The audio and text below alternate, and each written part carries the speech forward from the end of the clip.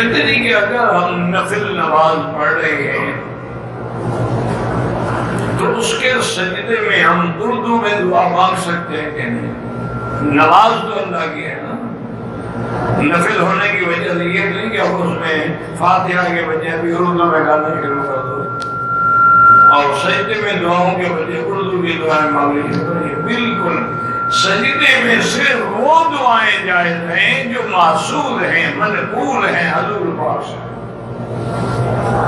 جتنی دعائیں حدیث میں ثابت ہیں وہ مانگ سکتے ہیں، جیسے حضور مانگتے تھے اللہم یا مقلب القلوب والابصار ثبت قلوبنا علی دینک، اسی طرح اللہم انک عفو کریم عظیم تحب العفو فاعف عنا، اللہم انی اسألک العفو والعافیۃ والمعافاۃ الدائمۃ فی الدین والدنیا والآخرہ۔